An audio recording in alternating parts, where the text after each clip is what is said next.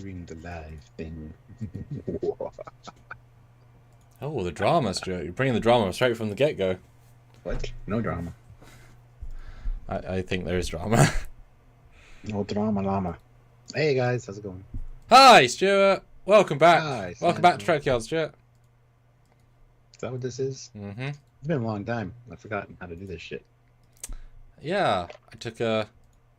It wasn't even a week of holidays, just I had a thing, and you had a thing, and combined both things equaled no lives for a little bit.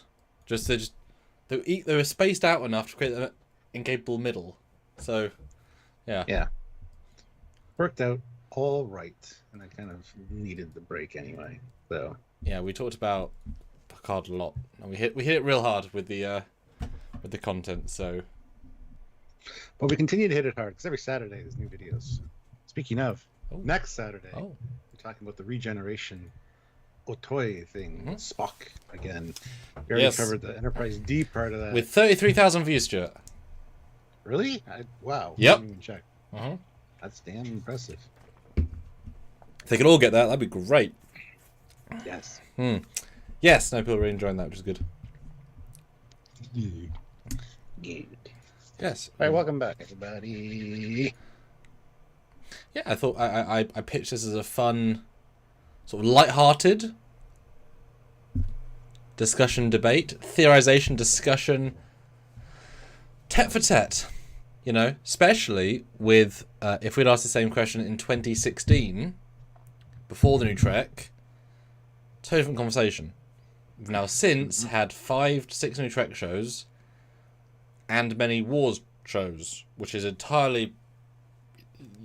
The game has changed, even in like a year and a half, right?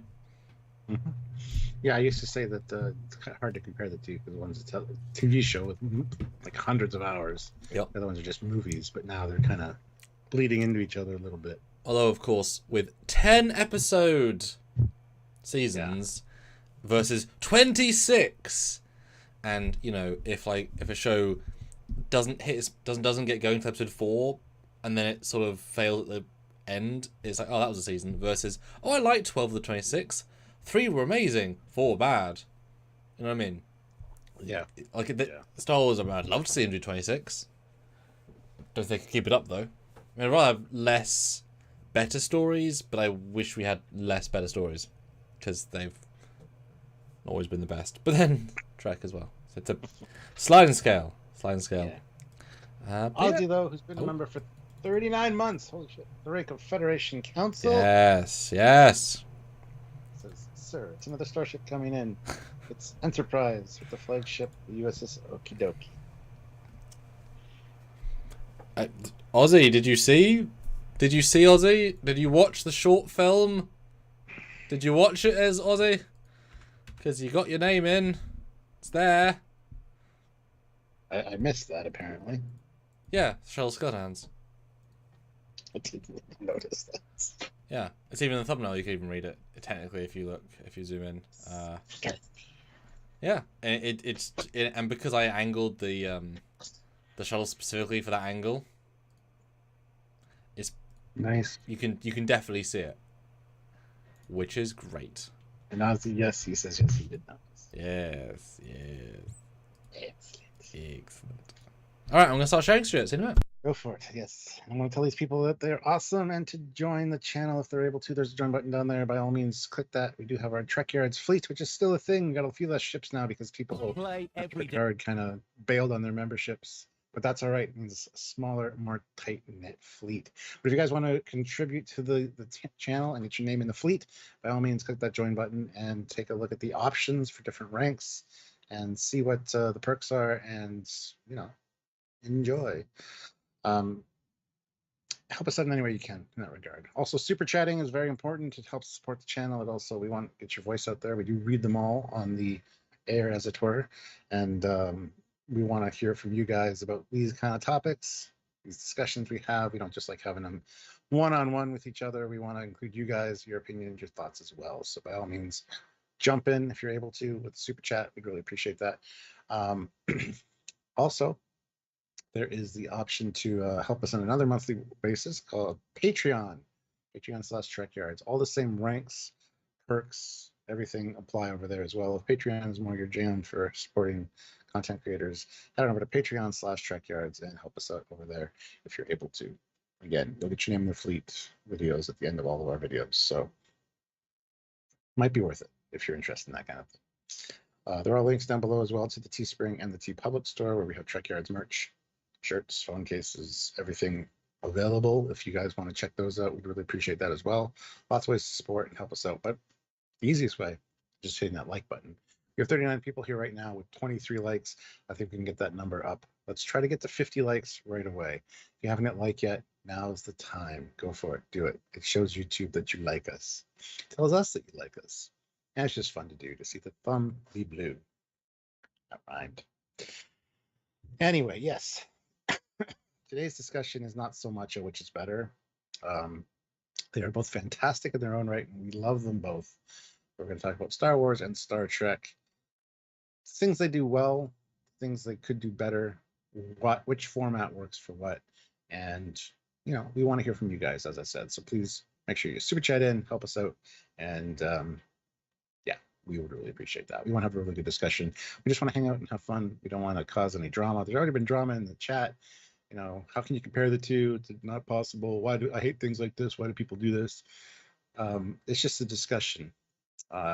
So we want to have that discussion and, you know, hear your thoughts. So, hi, Stuart. Hello. Look at that. Eric Martin is here with 550 Canadian. Yes. Can't say, gotta work. Have fun. I think it means can't stay, gotta work. Ah, well. Thank you, Eric, for at least super chatting in. It's very much appreciated. Very kind of you. So, Stuart, Yeah. when you are... Well, did you read the poll yet? I did not. No, Read the poll, Stuart. And give us the oomph of a classic Captain Foley read, okay? Which is better, Star Trek or Star Wars? Uh-huh. Yes, no, or who? Yes. Because there is no one or the other. There's yes, no, or who. See? See with that? My brain is Yep. confused. Brain? Right. So, Stuart, when asking this question, what's the first thing that comes to mind? If you're led to compare the two, what the first thing that you would pull from as a reaction to answer it, for you personally? That's a great question. Just first reaction. Say something out, and I'll say a similar. The fan base, the community. Okay.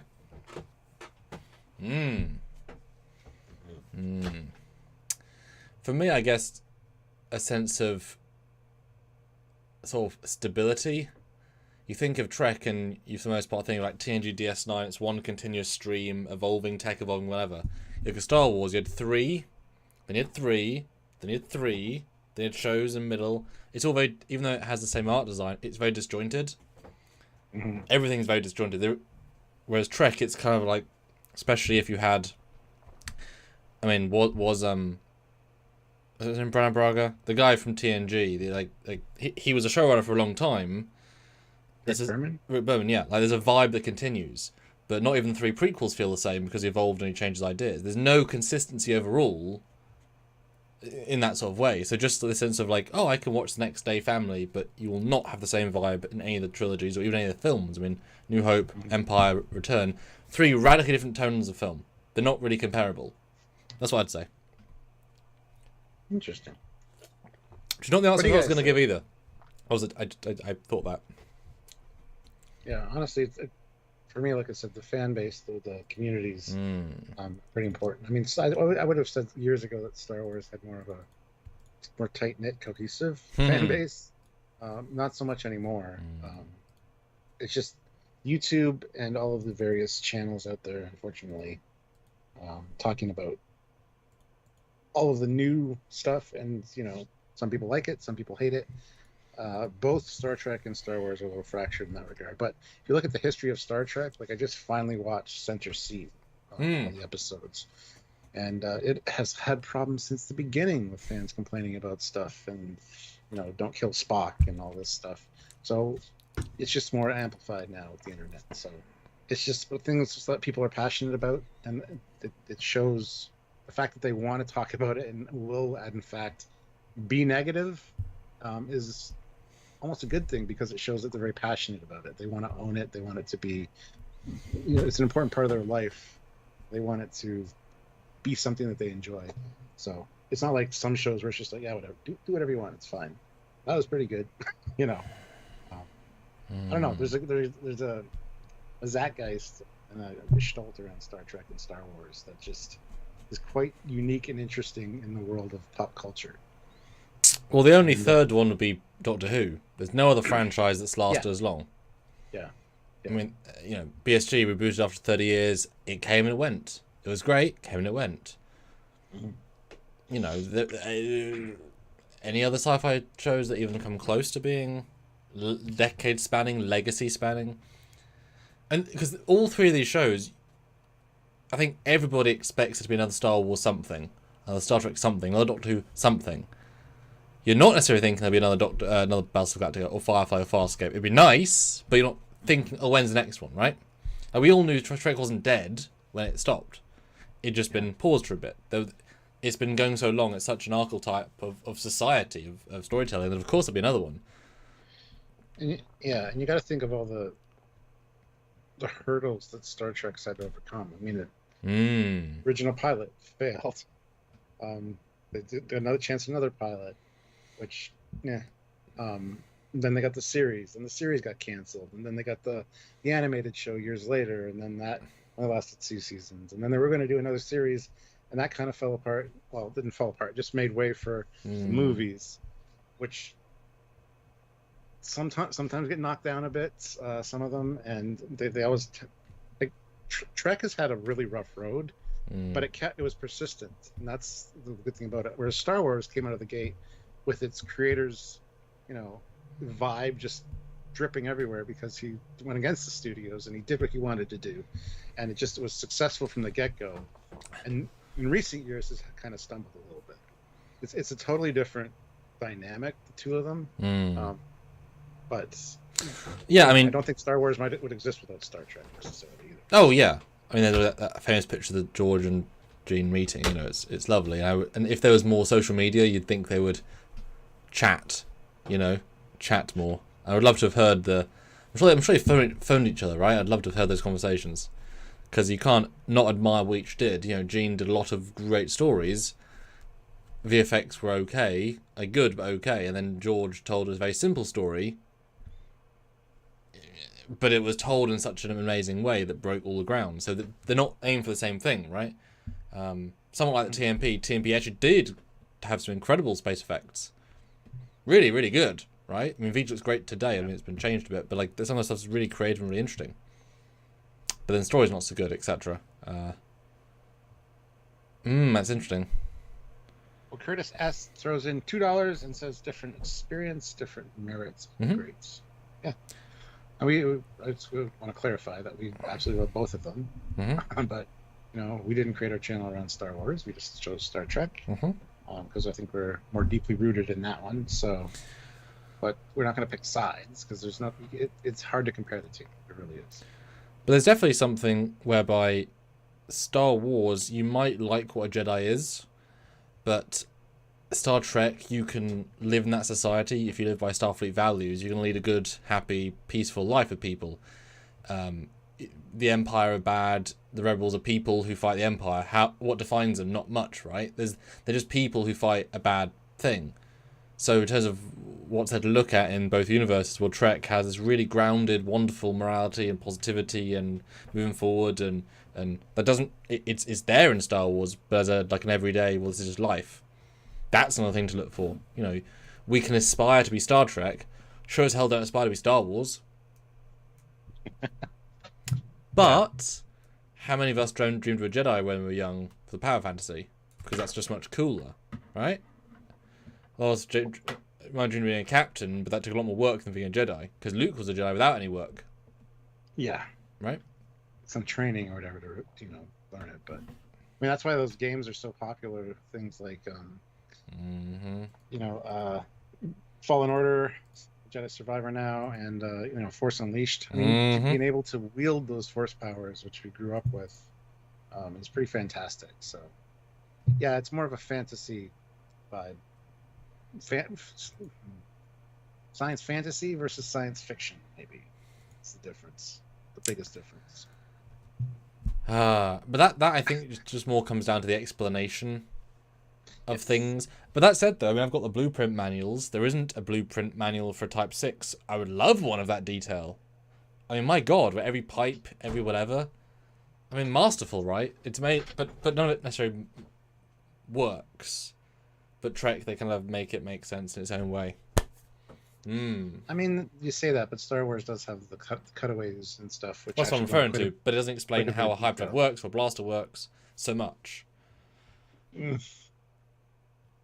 So, I would agreed with you a few years ago, but with all the comics and books and stuff out now, they kind of go into some of that, like how those things kind of work. But yeah, I see what you mean. Okay, I mean, yeah. They're trying to jump on the Star Trek bandwagon with that one. Right from the get-go, Star Trek was like grounded in reality, with the designer of the Enterprise being in the military, making sure that things made sense. I would love a Millennium Falcon technical manual, though. There's one. In the same way that the DS9 tech manual? Well, it's that's what I mean. Millennium Falcon Haynes manual. It does show you how everything works inside.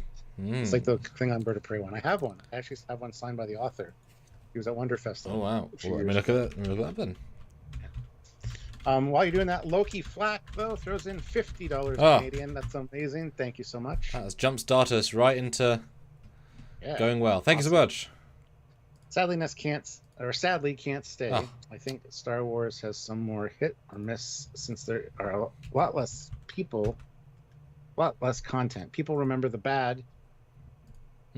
Trek has more average and good episodes overall, and with more episodes, the bad ones blend better.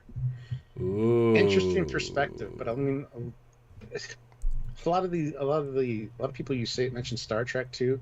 They automatically go to the 1960s, how it looks so cheap and so it's like the whole way it started, they kind of bash as bad, even though there's a lot of good in TOS. I see what you mean, but I mean, Star Wars is expanding and becoming much, much more, a lot more hours to watch of it, and a lot of people really shit on the Mandalorian season 3. I thought it was fine. It was great. I liked all the seasons. It's not as good as the first or second season, but I see what you mean. And that's. It's not the shotgun approach because it's been 50 years, but it's as if it's a shotgun approach. If you've got 1,000 episodes and only 300 are bad, well, you got a strong margin. If you got Star Wars, well, it's like someone says on a podcast I listen to, by the numbers, I hate The Matrix. Because films 2 and 3 aren't good and 4 is only the first one's good. So by the numbers, I hate The Matrix. So by the numbers, you look at Star Wars, and they've got 2 bad, maybe 3 bad, 2 okay, 3 okay, 3 good, right? By the numbers, you might dislike Star Wars if you look at averages being negative. Yeah. But the hits are very strong, as you were saying. But I certainly don't. Again, we have different priorities, but if I look back at mentally Mandalorian season 1, I don't remember the episodes enough to say how many I enjoyed versus not enjoyed. They weren't memorable enough, even though they're standalone. I remember the one with the Dune Sea and the Krayt Dragon. That was season 2. That was great. The Fish People one in season 1. That was great. There's a few, but it doesn't. They might have been good, but maybe it didn't grab in the same way. Versus, we could probably, if we sat here and thought for 10 minutes, we could probably nail 200 episode names of good Trek. Pretty happily, right? Because there's more good episodes. But then again, if you've got a real stink like Last Jedi, I mean, is there an equivalent bad in Trek apart from Code of Honor? But that's a TV series. None of the movies come anywhere near. I would say The Final Frontier, Star Trek 5. But that's awkward. That's not terrible, right? That was bad because of different elements, like the funding, the money being cut. Yeah, and throwing out your side characters and. Yeah, but Lost Rise is just bad from the... Like, Shatner was not trying to make a bad movie. Ryan Johnson was trying to make a 50% loved, 50% hated movie, which is a terrible thing to do as a writer-director. Yeah. We can all agree Ryan Johnson did it. That's why he got his trilogy cancelled. Yes. As in, like, it's been how many years? Good tea, nice house, throws in 550 Canadian. Is Luke Skywalker human? What year does Star Wars take place and which galaxy? Well, it's entertaining. It hardly makes as much sense as Star Trek. Interesting. Well, Raj says Star Trek is more on the hard sci-fi side, where Star Wars is more on the soft sci-fi side. Yeah, it's this thing gets me from A to B, but Trek is, let's talk about how A can be recombobulated to create a new C, which will get us back to B if we go via time travel. Yeah. All in 60 minutes. But I kind of like the approach that George Lucas took to Star Wars, though, where it's just the universe. You don't need the explanation of how things work. It's like when you watch a spy movie, you don't need the explanation of how a car works, because it's a lived in. So that's how it started, and yes, over the years the fans have drilled more into it as how things particularly work. Well, whereas as Star Trek, like I said, with Matt Jeffries designing the Enterprise, he was in the military, he was an engineer, he made sure that things made sense, more or less. I mean, that's. I'm done. No, I agree. But George was exceptional at world building in a passive way, as in he wrote tiny things. I mean, the Clone Wars was an offhand comment that they said. He could have literally said anything. The Dark Wars, the Nightmare Wars, and they invented how many TV shows and movies based on the single line, the Clone Wars. Yeah, I had no idea what it was, but it created literally a world building. It defined his next 30 years, right? Or you know, all these different elements. You know, throwing a little mouse droid in, and the gonk droid. All these little things are just like there's something there beyond just a techno whatever. Versus Trek, where TOS specifically is comparing like for like the originals. There's not a lot of detail on the Enterprise, but you walk into the transporter room, you're like, console. I see the buttons. I see a levers pad. I understand exactly how this conceptually works. Yeah. And it feels like an office space, a working structural space. You walk into a Star Wars setting, like, the fuck are these buttons? The fuck is it? Like, it doesn't. No, seriously, I do not. What. You know, we all know what Millennium Falcon looks like. You don't need 350 buttons. They don't all do anything. They don't all do something. They can't do. Unless one's like wind wiper at 4%, 10%. Like, you know what I mean? It's just detail. And I loved, because I've done research on that set a couple of times, and I always like seeing really old school behind the scenes pictures from the original sets where you can see where the detail just stops because they're not going to shoot that angle. And when you start really looking, you realize it's just a space with stuck on sets of 9 buttons, 3 painted red. Detail, right? It's just they kind of all comes together in a way that works, which is lucky versus other cheaper sci-fis where they just throw shot on the walls and there's a lack of cohesion. There's a cohesion there, but they didn't know what they did. They just put stuff on walls, right? Because it's cheap to buy, you know, second-hand switches from Home Depot or the Home Depot trash bin. George, we found 4,000 switches. Good, put them on all the sets, you know. It's great, right? It's great. Well, a lot of people would take that exact argument you just made and apply it to the bridge of the TOS Enterprise with all the colored buttons on the panels. But when you look at the layout of them, they are laid out like to be things, which transfers over to the motion picture where they're actually explaining what every button does on that bridge. For TOS, though, the flashing lights and stuff, they just look futuristic. But the way they're organized, they seem like they make sense, you know? So you can take two sides to that argument for sure. Although I don't think that they rarely did close-ups on the jelly beans. You could be forgiven to not even know they exist. The Millennium Falcon, it's wall-to-wall switches.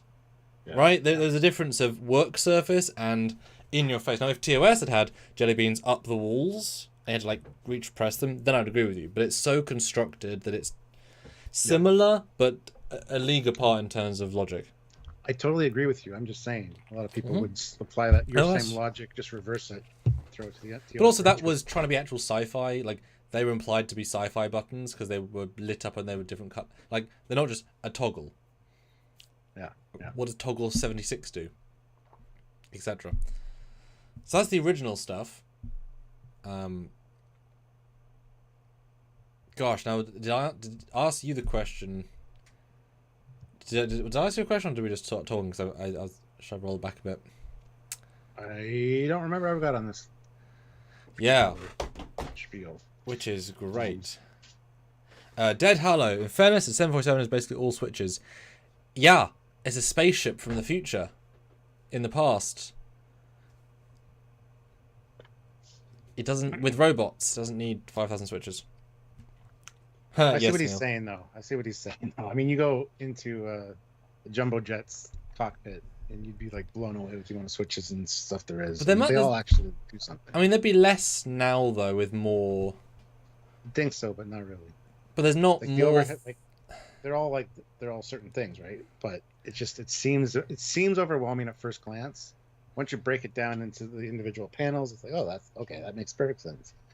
But surely some stuff's automated and some stuff connects. Why would you need a 1950s, 1960s 4,000 switches for modern day when you've got computers and touchscreens? You wouldn't need... Because computers fail. You need manual backups. That seems odd that it would be exact number of switches. Well, no, it's slightly different today, but there's still a lot of... I see it'd be at least a third less. I don't know about that, but that seems very odd to me. It's fact, though. Yeah. But ironically, though, like for like comparison, though, you compare it to the SpaceX launching thing, where it's all touchscreens. That was sci-fi, because it was cutting edge, right? Yeah, and you look at the lunar lander. Like, I got the VR for that. You sit in that cockpit. Ooh. And switches and dials everywhere. Yeah, but and that whole thing had less power than this. Yeah, but that's what it's a weird dynamic. Yeah. But you can't compare that stuff because in those days they had phone operators that had 500 switches. You move them, right? The tech has shrunk in such a meaningful way that, but they'd make it relatable, weren't they? That's why TOS is sleek, because it's clean. There's a cleanness to it. I mean, TNG even more so. Yeah. Well, I mean, not even makes sense. The exterior of the ships, like the Enterprise, is smooth. Can't really see plate lines necessarily on the original one. You know, it was meant to be simple, simplistic. Like, all the advancements have been made. You see stuff like the original Battlestar Galactica. There's just Greeblies everywhere. The Star Destroyer. There's stuff everywhere. It speaks to a different design ideology, and it was supposed to be, because Star Trek TOS is a example of our future based on 1960s tech and what progression that would have taken, whereas Star Wars is just 1970s tech. It's kind of put into a spaceship, essentially. The same kind of switches, those old monochromatic display screens, you know. I don't know. Yeah, it was just approached differently. Yes. Wow. Star Army just throws in $50. Boom. I know which Star X I like best, LOL. Shout out from Star Army Roleplay Forum. You guys are legends, because after all this time, you keep going and making new content. I appreciate your dedication. Been watching for years. Keep up the great work. Wow. Thank you so much. Wow. What a mic drop, but we have to keep talking. So you've dropped your mic, sir. We have kept our mic. Yes, shout out to Star Army. I've got a R as well. Cool. Now, is that a Star Trek role-playing? Or is that sci-fi? Or is it... Oh, God, can I have a role-play where all the universes are combined? Oh, my God. That'd be complicated. But also, if you want to read Gorgonzola's he responded about the planes. Oh. Yeah. There are less switches now on the Airbus or the Gulfstream, just not on a Boeing. Just kidding. They are a lot less, mostly for loss of the engineer's workstation in the cockpit. Yeah.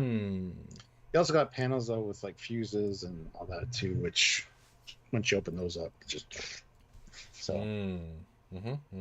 Yeah. Someone mentioned a minute ago that the one thing that they're not comparable in, which is also therefore a thing you can compare, is that Star Wars, you just travel. A to B. Press a button, you arrive whenever you arrive. Star Trek will be there in 76 hours, and that's pushing the engines past their red line, right? That changes the entire universe, because you never... You never wander, you just do, right? What is speed? Yeah, hyperspace is interesting. Like, there's different hyperspace generators and stuff and that ship's too small to have a cloaking device, implying that only large ships can, and things like that. There's little mentions of tech, but it's one of those things that, the outer rim, Tatooine, is literally the outer rim of our galaxy, right? The galaxy. And you can get from anywhere to anywhere, I assume in a day or so? Everywhere seems about that far. I don't remember ever hearing this will be a 4-day trip. Everything seems to be pretty much a couple of hours. And Trek, except Star Trek 5 and No Where No Man, it's like, we have quadrants. We have sections of quadrants, it's so constrained. But it creates tension, right? There's an entire story called Voyager about getting lost far from home. Star Wars, you just turn a button on and you just travel. And they had no fuel for the longest time as well, so you didn't even ever worry about that. Yeah, that's the one thing that always bothers me, though, is when conveniently timed traveling isn't an issue. Happens a lot in Star Trek. Like, a lot. It just happened in Picard Season 3. Small little things like that. Yes, they make the story more interesting, but it actually makes me kind of mad, because it's like in Into Darkness, they went from Earth to Kronos in like a few hours. That's like a 2-week trip at high warp, right? But story demanded it, so I just think I just think of like Steve Shives, who's like, canon's not important, but it is, because it establishes this is how fast the warp speeds are. This is the distance between 2 points.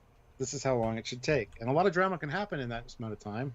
Or you can just, Captain's log, we're arriving, whatever. You can address it and still have it be exciting. Just to say that it's a couple hours from Earth to Kronos is ridiculous. Like, immensely ridiculous. You know what I mean? Like, there are ways to write around it, and it's always a conceit of the script. I don't know if it's the writer that doesn't know what... Like, they didn't read the Bible for the show, but I don't know. A lot of them you just kind of brush off and like, it's fine. But it is quite a thing that bothers some people that get kind of into the nitty gritty, into the weeds of the tech and stuff. Well, when you suspend disbelief that much, the idea of if Luke has to, or if Rey has to go to whatever planet to fight whatever, okay, right, she'll get there. It doesn't matter if the speed of plot is constant.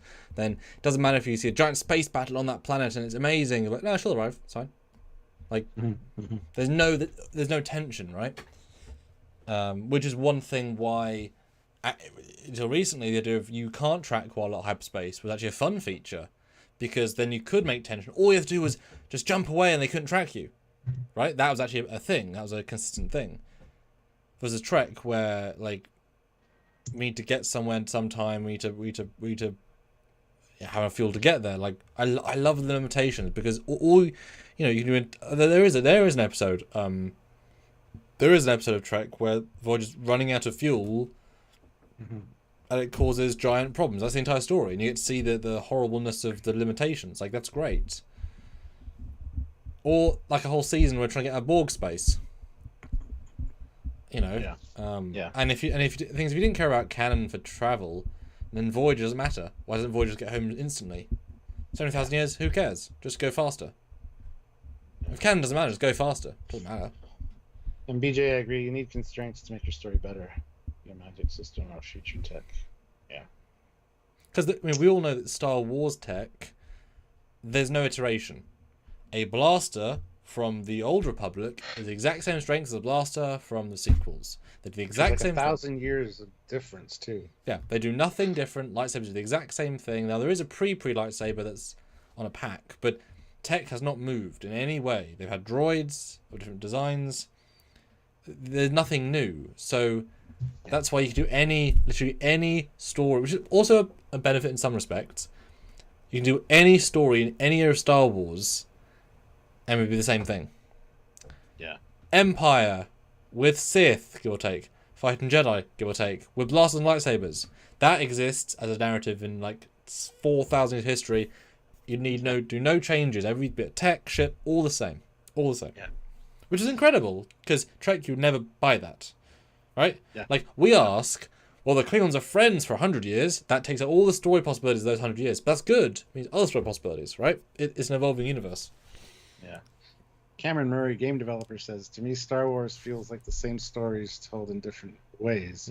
But Star Trek always brings something new. Yeah. Kind of, That's yes. There's some reused story plots, obviously. Rejiggered, and they're quite noticeable in some cases. Well, it's because they know that they've always been, rather than developing, they kept recycling a lot of the time. So we need a new empire to fight a new rebellion to fight a new this. Yeah. There's just that works. It's just if you do it a third time, it won't work quite as well.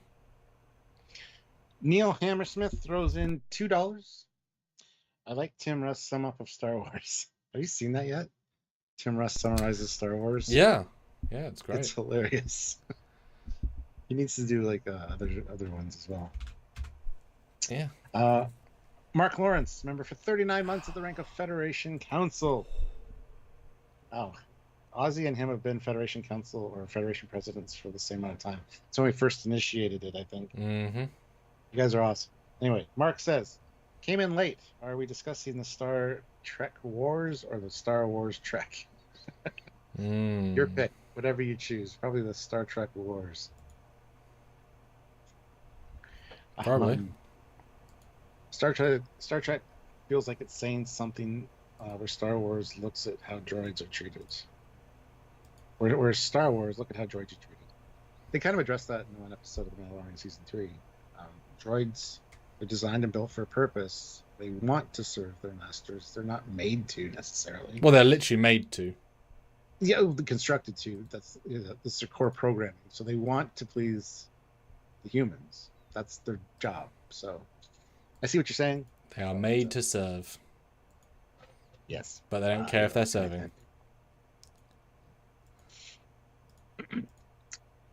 Star Trek is social commentary wrapped up in a sci-fi, trying to be realistic and inspiring. Star Wars is fantasy with wizards, magic, etc., transplanted into a sci-fi setting that goes for wow factor and action. It's a good summation, Dan. But it's funny because yes, Dan Lots has social commentary, but I don't social comment in my Trek shorts. Really. I don't want to tell hard-hitting political issues because there's, you're going to piss somebody off and your values might not align with mine or whatever. I just want to tell sci-fi stories that are fun and interesting and do their own thing. Like I'm more interested to tell a anomaly story than, is this a racist situation? Well, half people think it is, but I think it isn't. Well, an anomaly situation is social commentary. It's like a natural disaster, like a flood or a hurricane or a tsunami. That's what an anomaly in space is. So, you are kind of doing that. Okay, so what social commentary was temporal anomaly then? It's having to work with your family. Oh, family! I'm I don't know. I'd have to really think about that. I'm Fast and Furiousing it. It's all about family. Right. Yes. Hey, Paul Walker to cameo. The best stories make people watching it be able to relate to the people that are in the story, which in and of itself is social commentary. What? But when I write Laura Reed, everyone loves her. I'm not socially commenting on anything. She's just a nice person who's fun to watch. You like her as a person, right? And there's, I mean, you know, it's tricky. It's tricky. What? Wow. It is.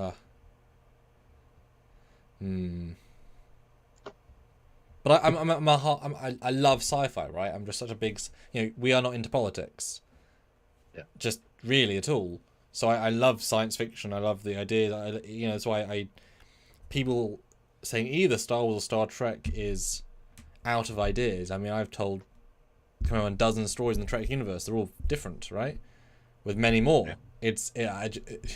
There's pretty much unlimited possibilities. Yes, there might be some repeating themes, but the actual raw possibilities are absolutely infinite. Infinite and limitless. Jesus Christ. Invented a new word, and I approve. Infinite, yeah. It's pretty good. Dan Ben says Star Wars is popular because it gives hope. New hope. Do you mean Star Trek? I mean, Star Trek gives more hope than Star Wars, in my opinion. Because it's that humans can put aside our differences, our squabbling, unite, and move forward off of our Earth without bickering about food and war. And so, I don't know if you meant Star Trek for that. No, I'm sure you didn't type over that. It's thing is, Star Wars teaches you that magic people who are better than us can help save the day against bad people.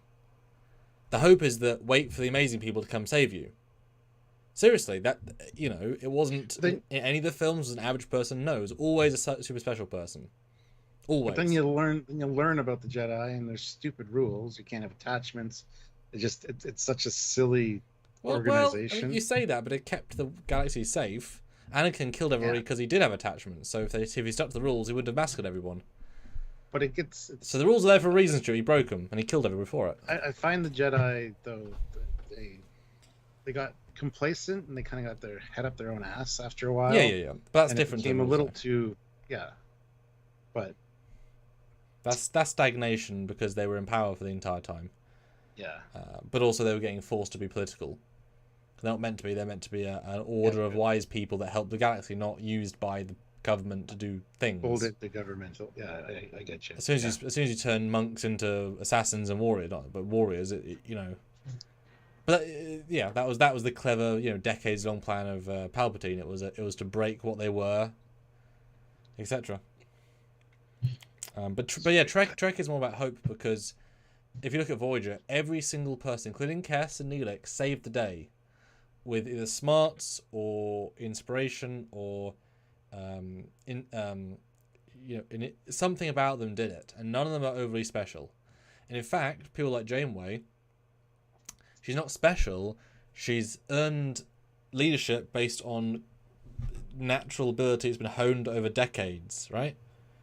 Versus like, that's interesting, actually. You compare to like Star Trek 09, which is a far more Star Wars film. It was, as we know, JJ's trying to get a Star Wars film. Man, born from royalty a la Starfleet officers, comes in special, gets a captaincy at the age of nothing, and saves the galaxy for doing very little. That's Star Wars. And that gives you hope that some average guy can be special, but Star Army says, Trekyards, you should do a poll on which has the better memes. Star Wars. Yeah. Let's... Facepalm or hello there. Yeah. Trying to kill that poll. Sure. 94 votes, almost at 100. So, it's better, Star Trek or Star Wars? Yes. Wins at 59%. Who at 35%? No, at 6%. Look, such an interesting... hard-hitting poll, Stuart. I mean, we've got to be there. Devo 77X. Data versus C-3PO. I'd take Data any day. Don't get me wrong, I don't hate C-3PO, but Data is just more useful. And Data could learn, you know, all of the languages that C-3PO knows as well. So, boom. Much more versatile. Dan says that's what people say about Star Wars. It gives hope. It appeals because people want to be saved. Yes, and that a small group can make a difference against a large government, essentially. It's basically going back to politics again. I don't know. Well, I mean, C-3PO versus Data. I mean, C-3PO is a very limited android designed to translate things. Data is meant to be an all smart, all capable, enhanced being that can learn and do things infinitely. There's no competition, and also C-3PO is even strong. I mean, Data can break bulkheads. I mean, C-3PO I think would be actually very weak. I think very. Yeah, C-3PO. You said he was an android. He's not. He's a droid. It's totally different. Yeah, you know what I meant. But yeah, I know what you mean, and I don't think he would be strong at all. Yeah, Data's the winner in that one. It's simple. Zach says they had lots of special people in TOS. The Starship crew was special compared to a spaceship crew, and TNG crew was supposed to be the best in the fleet. Special because of earned. Patrick Picard wasn't born powerful. Yeah, like Leia was born with midichlorians, which gave her super. And she was adopted by a royal family as well, so she had that on her side. Yeah, I mean that's the whole point. The Jedi are better by birth. It was like saying, "Oh, the Navy, the top flagship, they're all special people." No, they just worked hard to get there. Some of the innate talent, obviously, but innate talent is different to born superpowers. You know, Superman's a guy. Oh wait, no, he's not. He's got all superpowers given to him because he lives on Earth. He's just a guy otherwise. Yeah. But the superpowers kind of make up most of his personality, you know. Yeah, I mean, he could have. Again, that's nature versus nurture. If he was raised by somebody else, he might not have been Superman. He might have been like the ruler of Earth. You know, so Star Army. He just kept talking one long, incredibly unbroken sentence, moving from topic to topic so that no one had a chance to interrupt. It was really quite hypnotic. Exactly.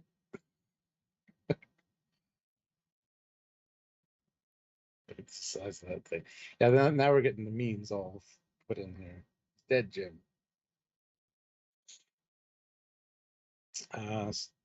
Star Trek does have god beings. Q, Trelane, Metrons, Organians. Yes, and it's just they're not our heroes that we follow. Exactly, yeah. They're to show what the future for humanity might be after we become non-corporeal.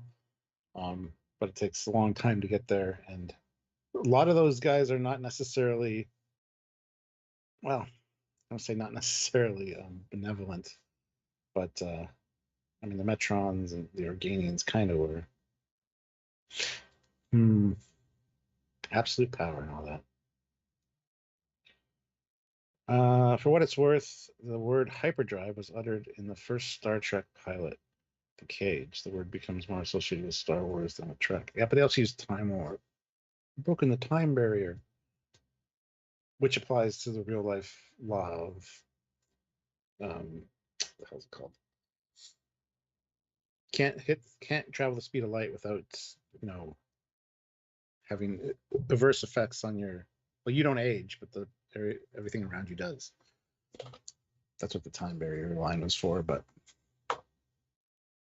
R2 was the most important character in Star Wars. Change my mind. I will not change your mind, Doctor. I 100% agree with you.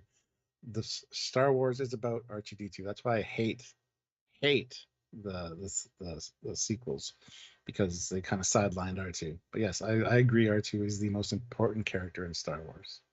100%.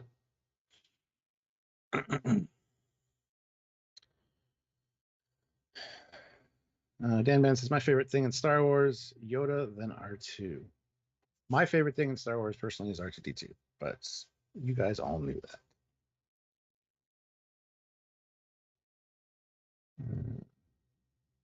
So what do you guys think? Like, drop in some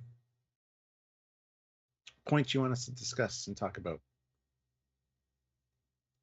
Armus and God both need a starship. I mean, Armus did, yes. So did Chuckery. God.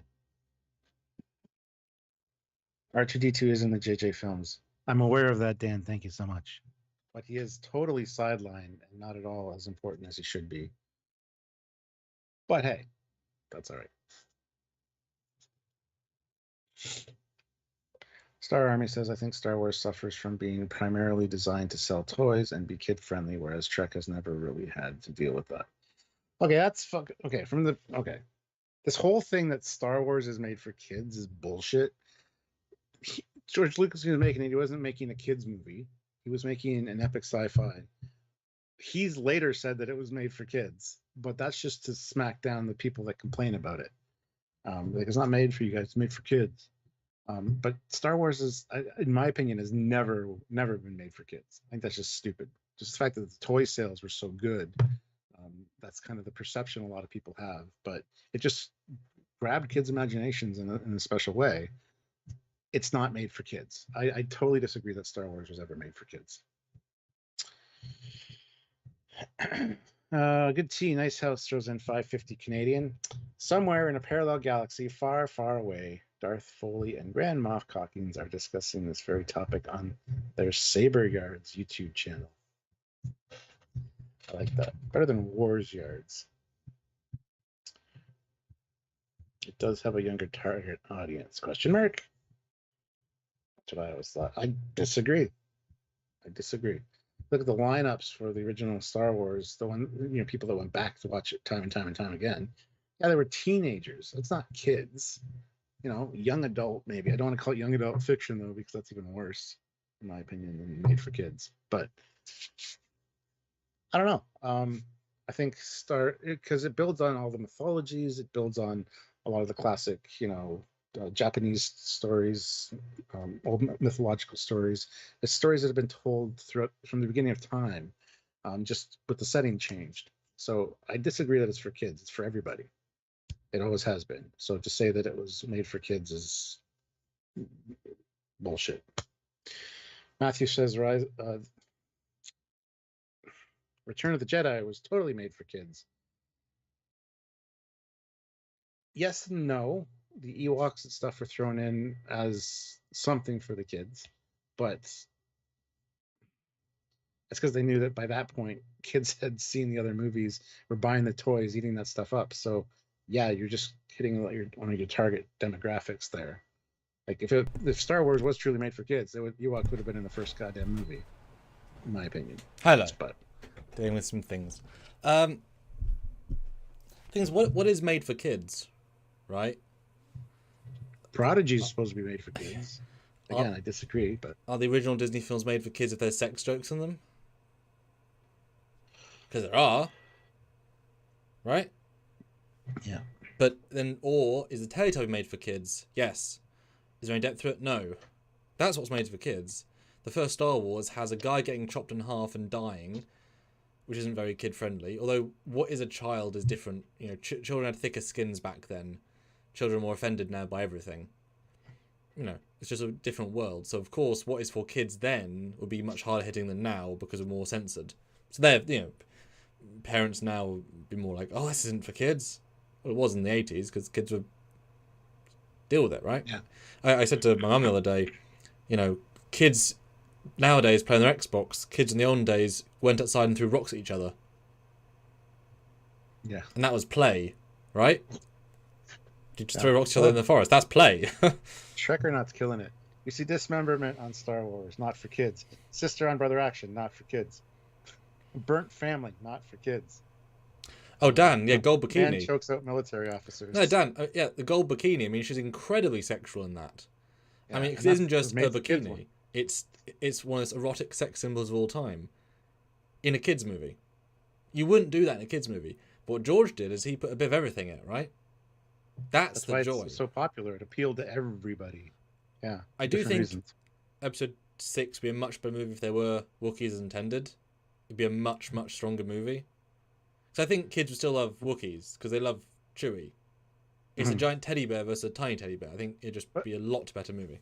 But in the meantime, they had established that Kashyyyk and the Wookiees were like technologically advanced, and they could, pilot starships, and they could do these advanced things. Yeah, but that's why it changed. Yeah, but there are Corellians and there are A, B, and C who all look like humans. Yeah, I know. So yes. He could have been like Saru. He could have been special.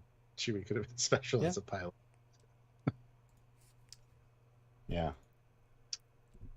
Zach says, I would have trouble sleeping at night knowing that Hugh would just wipe us all all out with a thought, or that a burn event could explode my warp core at any time. Oh. Flash Gordon says, Ewok teddy bears, Jar Jar Binks, Young Anakin, all for kids. Yeah, those were. But those were, again, trying to appeal to everybody because they knew that George Lucas knew for Jar Jar Binks and for young Anakin that dads who grew up with Star Trek or Star Wars, sorry, would be going to see these movies and take their kids with them. So you wanted something for merchandising specifically that kids could latch onto. So yes, elements are in there for children. What element is in the original Star Wars for kids? Maybe R2-D2. I think that's a stretch. Nothing. That's right, because it was not made for kids. Later, once the fandom had grown, yes, you want to appeal to the younger kids as well. So you could throw these little things in to, have toys and stuff made. Porgs are for kids, It's fine. But Star Wars was never made for kids, in my opinion. I think that's a cop-out from George Lucas. Disney don't want to call the Slave One by... Who gives a shit? It's Slave One. That's the name of it. It's the purpose of the ship. There's also Slave 2, because it's like a slave drive on a computer. It can be used remotely. But whatever. It's fine. I mean, I'm going to call it Slave 1 forever. Yeah, I mean, it's and like, I know it wasn't said on the screen, but it's like, yeah. I think Cosmo was trying to answer my question. What in the original Star Wars was made for kids? The Cantina Band. Are you kidding? Those things are horrifying looking. I don't think kids would be like, "Oh, look at that ball band." But by that argument, every alien is made for kids. Every single design that isn't with fangs. It's not made for kids. Made for kids is the Ewoks. Like, kids. That's made for people, of sci-fi lovers. Like, it's made for kids in terms of there's so much art design that's sellable that kids want to collect it. That's made for kids, right? Because you could have done those scenes with only humans, and then the movie is very lackluster in that regard, and therefore you can't sell it. That is made for kids, right? How many TIE fighters do they invent? How many ships? That's right, kids want to collect. Especially back in those days, obviously, action men were far more prevalent. People collected figures. How many figures do kids collect now? It's got to be radically small percentage. So, if you can make a scene with 10 new aliens... That's some things for kids, etc. Yeah. I don't know. I mean, I never thought they were kids' films, because the thing is, they did do Star Wars kids' films, the Ewok Adventures and the Droid Adventures, that were actually for kids, specifically for kids. And did they have a long legacy? No. But there's obviously other reasons for that. Yeah. Anyway. Trek is not for kids. Trek is for all ages. Even the Trek Kids show isn't for kids. It's for all ages. Yes, 100%. Because it'd be very difficult to actually dumb down Trek to a kids show. Because you couldn't... Either you reduce a Starfleet ship to ludicrousy, where it's not... You can't relate to it, what's the point of watching it? Or you follow kids in a Trek world, in which case you're out of the bubble of Starfleet, you're just at your home on Earth doing something, in which case you can't do space travel really, or all the tech. Or you make it lovey-dovey and silly and fun, but then again, who's that being made for? Because you can't, even if you do that, you don't want to have the hard sci-fi themes because kids won't understand it. So it's Trek isn't really a kid's property, it's an all ages property, right? It's a property where the parents know it's a really good story, they show their kids who like the colours and the whatever, and then they grow into it over time. It's like, I don't think that the kids are going to appreciate the political themes of Phantom Menace. I actually remember, I think when I watched Phantom Menace the first time, I didn't even realise that what a blockade runner was. I thought it was the name of a ship, I didn't realise it was literally to, like, the name is because there's a blockade on the planet. I just thought they were attacking the planet. Because if you don't understand what trade disputes are, You just think, oh, the Nemoidians are attacking Naboo. No, they're not. They're stopping them from trading with the galaxy to make them give them money. You know? Zach says Jar Jar Binks and Anakin have to be made for kids. Yes, I agree. But then he also goes on to say, Misa thinks there's no adults that like Jar Jar Binks. I don't mind Jar Jar Binks, honestly. I got a good laugh or two out of Jar Jar Binks when the movie first came out. I wasn't a kid. I think Jar Jar Binks gets a bad rap. It's a dog pile. Everybody's like, Jar Jar Binks sucks. Everybody has to like say the same thing, otherwise, whatever. Eric Martin, $5. I'm still working, but keep talking. Thank you. Oh, we will. Thank you for the support, my friend. Hit that like button if you haven't already. We are at the halfway mark, and we have 73 likes, which is pretty good, but I want to get to 100. So if you guys are just joining us and haven't hit that like button, now is the chance to do so.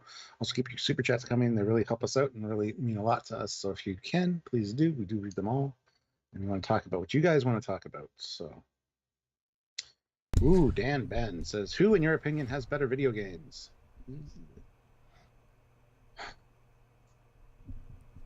There was a golden age of Trek games. That was like in the 90s. It's a great question, by the way. It's a fantastic question. Trek right now is really suffering on that front, unfortunately. I'm looking forward to Resurgence, though. Yes. But I don't think it's going to be as good as Jedi Survivor is. Jedi Survivor is just killing as far as the game goes. That's probably at least 3 times the budget. Yeah. But the thing is, I would rather have a clicking... Like, if Resurgence is half as good as I think it's going to be, just give me a series of that. Give me 3 of those a year. Same engine, new ship. Like, I don't need a big giant action adventure. Video games is interesting because they all are from when they came from, right? Yeah. Meaning, if you play video games when GoldenEye came out, the original one on the N64, you would still think that was one of the best games ever, even though it would be total trash now, right? But it was incredible at the time because unlike TV, you can more directly compare video games because they were pushing the boundaries in different ways. Like, oh, that's got a better lighting engine. Oh, that did a bigger map. It's more versus 2 seasons of a TV show. It's like, well, that did a bit more of this, that did a bit more of that. But there's a bit more of a arms race with games. So when you get things like, of course, Armada, it's great, but then Empire at War has a lot more graphical power and more ships and more of a story, less of a story, more of a, like, they're similar but they're different because even 5 years apart made a difference vibe-wise. But Trek games try to keep a story. Like I say, Armada 1, Armada 2, some good story stuff in there. A lot of the Star Wars games, I don't remember any of the Empire at War stories. They're just things, right? But then you get a game like Knights of the Republic, which is bloody mind-blowing story-wise with a great system to play through. But then it's not, but it's different because Elite Force 1, what Elite Force 1 achieved, a Trek shooter that actually isn't, oh no, we're just killing people. It balanced that so well, shockingly well, right? And it got an entire TV cast in, which you wouldn't expect now, would you? You wouldn't think, oh yeah, of course the entire Discovery cast will kind of voice a game.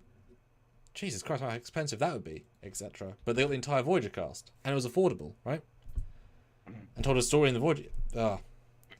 I think Star Wars probably has some heavier hitters, but then again, Elite Force 1, Armada 1 and 2, these are and Star Trek Online, I mean, that game certainly is a stronger outing than the Old Republic game, just for breadth. I mean, how many, have they got, like, 50 legacy actors back? No, they haven't. There isn't that many legacy Star Wars actors anyway, like heroes, but, it's such a, oh my goodness. I think Star Trek has better limited story games. Star Wars has better, grander games, I would say. Yes, I think I might agree with you. Yeah, because Elite Force 1 was excellent, but other things are better. If you actually did a play-by-play of games, I think Star Wars might come out on top. It has more games, though. You say that, but there are a lot of Star Trek games that kind of flew under the radar, starting way back with the Atari ones. But would you class those in the rankings, though? Yeah, all games would have to go in. Well, sure. Yeah. See what I'd like to compare the quantity, see how many of each franchise has. That'd be interesting, actually. That'd be a real deep dive, though, because even now I'll be scrolling on YouTube and see something about an old Star Trek game that I completely fucking forgotten about. So, Joshua from the Avalon universe. I wasted days playing Joshua. Elite Force. Wrong. Saying the shipmates you killed before they killed you. Yes. Yes, there's something satisfying about putting on God mode, giving yourself all weapons, and then killing everyone in Voyager. Yeah. Oopsie. Alan Parr says, possibly controversial opinion, Rogue One is the best Star Wars film, hands down. Well, that's... Okay, once you say hands down, it becomes a bit disrespectful to everything else. Because hands down means, like, if all Star Wars is a 7, that's a 10. Yeah, like...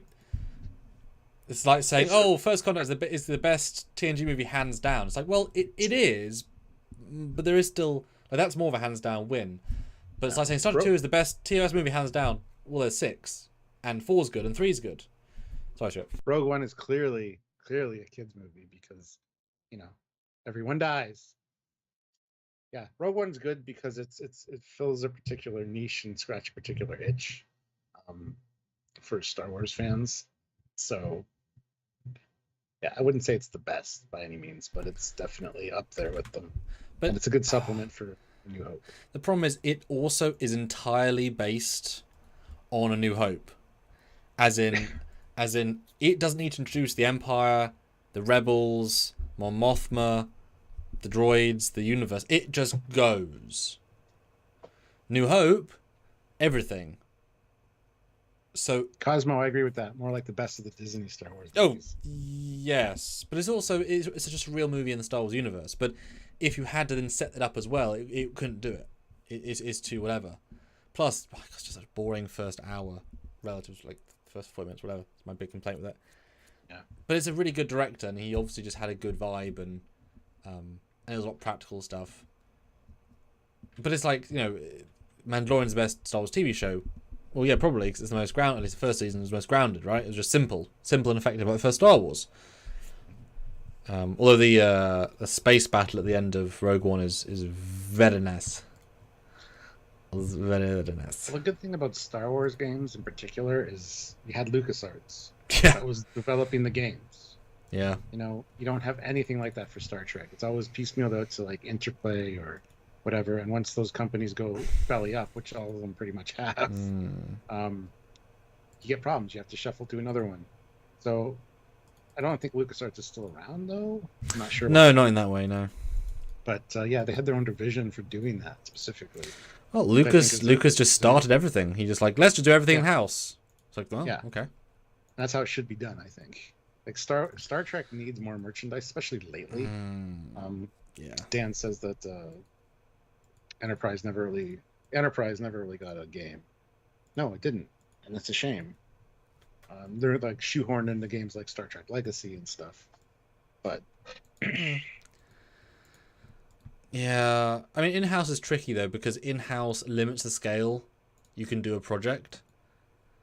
By going out to someone like EA, they can put unlimited money behind it. It's like, I remember when they did the first Battlefront, the new one, they actually they paid for a team to go and scan all the props in the Lucas archive. Yeah. That's very expensive. That could be, the budget of whatever, a giant thing. But obviously you could just 3D model them, which would mostly be fine, but there was a certain authenticity that came with it, etc. So that was because we had this giant budget we could throw at something.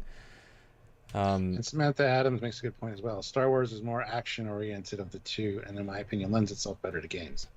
100%. That's super true. Especially since you can have fun just being a soldier, or just a Jedi, or just a fighter pilot. All three you could utilize. Star Trek has... Star Trek... Starship battles. I think there's a much better Starship battles because the flexibility is more there. For example, a Define, an Akira, a Sovereign, a Galaxy, Intrepid would all fly very different with different readouts versus, for the most part, the fighters are somewhat similar. Like, they're pretty similar range, right, of moveset. They're not radically different, except the bomber. And then you've got mid-range Star Wars vessels that all have the same weapons, and the small ones, the large ones. there isn't really much variety. Star Trek, I think, has a bigger, broader spectrum. But yeah, definitely game-wise. I mean, a Jedi, like, just keep making us Jedi games. And they did, and they'll keep doing. But then again, I mean, just the simple point of, would you pay money to play a VR game where you're sitting in a Star Destroyer cockpit? You know, bridge commander. You probably would for the Vulcan, but how many other ships would you pay money for if that was the entire gimmick? Star Trek, that game could have been golden, right? Just every bridge, sit down. That's the adventure. You'll pay for this, right? Yeah. Well, I mean, Star Wars has Star Wars Squadrons, which is in VR. We get to fly all the different fighters, Imperial and Rebel, which is cool. But you're not there for the cockpits. You're there for what's outside of the cockpits. You're there for the epic adventure, but not necessarily the cockpit. Although, as someone who's not done VR, I would like to do more VR, but, you know, money. That's expensive. I don't get PSVR, but I would like slightly cooler than PSVR, but that's okay. No offense.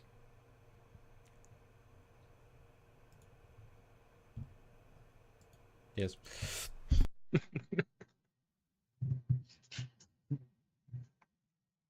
It's mostly because I have a 4090, so I have quite a, you know, big PC that I want to use and etc. Devo 77X says, here's a hard one. Empire Strikes Back or Wraith of Khan. I don't know, I've never seen the Wraith of Khan. But a Khan Wraith. Wow, that sounds evil. Oh yeah. It's like a Pon Farr, but not. Huh. A Pon Wrath. No. I'll have to check that out. This is a Star Wars thing, or a Star Trek thing I didn't know existed. Well, that's cool. I'm glad we've learned, Stu. I'm glad we've learned. I mean, Wrath of Khan's a better single story, I think.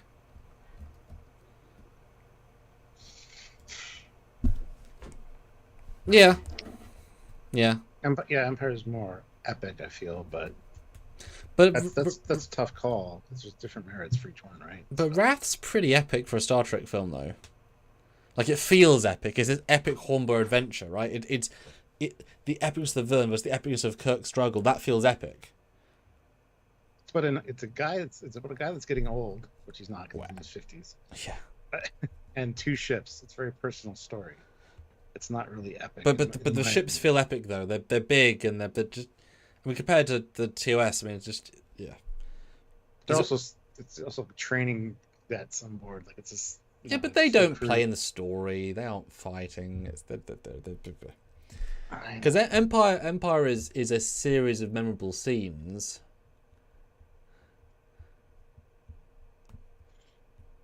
But it feels much more epic on a grand scale. You've got walkers attacking the rebels. You got a giant, you got battles. I guess it's very personal as well, because you got Luke versus Darth Vader, but they're both fantastic in their own right. That's a tough call to pick up the best. Are there any dragging moments in Wrath of Khan? Like bits you would take out and be fine with it? And make it better, potentially. No, I don't think so. The only thing, I might cut the Genesis cave by like a minute. Like, but that's really, that's being a bit, like, it's fine. It's just, my least favourite bit is when they're waiting in the cave, because that's the point. We're waiting in the cave. I feel like you asked that question because we have to now say the same thing for Empire. Yes. What would you cut out of Empire? Empire, I think, pacing-wise, is quite well. It's a great film, but I think everything in the asteroid field is padding with Luke and Leia. Oh, the Minox and shit. Like, it's fun stuff, but it's like, this is not important in any way, except to see Han and Leia together, sort of. You do any other situation with the main plot. I would take that. I mean, I like everything in the film, but that I could happily take out. I could take out some of the padding on Cloud City, because it's a bit padded for me. The fight to get away at the end's a bit long. Right, the Hoth is incredible, right? The fight with Vader is incredible, but that's a firefight and one's a battle scene. A lot of the middle stuff is okay, right? You don't remember that film for like those middle bits. I would be happy to either cut down drastically or rearrange. Wrath of Khan, solid, beginning to end. Like that's a film, so I think that's a better film, just from those meanings. And And I would redo Yoda's thing a bit, especially knowing like how he is in other films. Yeah. But I didn't know how he was in other films. Yeah, I think Empire drags a lot in the middle. It's good, but it just drags. Wrath of Khan's really nice. Gotcha. It's kind of similar to Return of the Jedi, where like the first third is obviously a film, then it stops with a different film, and a third different film. Yeah. Yeah. Just to keep the audience interested, I guess. I don't know. Well, they're creative people. I mean, George was a creative guy, etc. But it's like with Star Trek 6, I would take out Repenthe or I'd change it around. I think everything else is really, really platinum standard.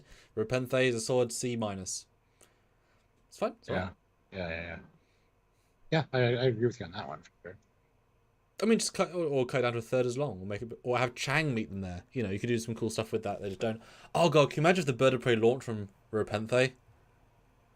Like a scene where it opens and then he sees Chang. He's on to the prison guard. And that'd be great. That would have helped. That would have. Hey, the only place I could get away with building this Bird of Prey is the prison no one can escape from. Slave labor. Oh my god, can you imagine if that's what they do? When they're doing those laser torches, actually like finishing the Bird of Prey, and you can't tell. What ship are we fixing? Who cares? It's actually that'd be great. Oh, sorry. Guys, we're on a super chat in a very, very long time. We'd love to hear your thoughts and comments. And of course, help us do what we do here on Trekyards. Yeah. Star Army says the only thing in Wrath of Khan that bothers me is how Scotty, for some reason, brings his dead dying nephew to the bridge to show him off instead of sickbay, which is weird. It is, but he also wasn't thinking straight, and in shock, people do really strange things. Yeah, I agree, but also human nature creeps into that one. So yeah, that's that. It's like I get blowback sometimes for my characters being too talky, and I say, look, some people talk to themselves. I do. Like, people are different, and that's okay, right? Not everyone. Some people are silent, some people aren't. You know, just because you don't like that this person talks a lot, okay, other people do. It's fine. It's fine. You know. So if Scotty just reacts, just vehemently, but it's weird. But also, I can imagine that he's been training crewing for a long time at that point, right? He's not been active servicing out there on the front lines. If he's been on Enterprise the entire time, these people are his family, right? These people are, you know, he really cares for them, and as I say, he's also a family member. So I could see him being extra personal. Plus, I'm trying to remember. I don't think McCoy was on the bridge at that point. But if McCoy was on the bridge, it makes sense, maybe logically, to take him to the bridge. I don't know why he would be, but yeah. I don't think he was. Yeah. Because then it'd be too easy. Made too much sense. Yeah. I know. What do you guys think? Do you agree with me? Do you think Star Trek 2 beats Wrath of Empire? That'd be a good poll. Are you hinting at something, Stuart? Yep. Okay then. Let's finish up this poll. Yes. 74 votes. Which universe has better jokes, memes, or references? I'm Star shocked. Trek wins with 76%. Wow. Star Wars with 24%. Damn. That's impressive. Yeah.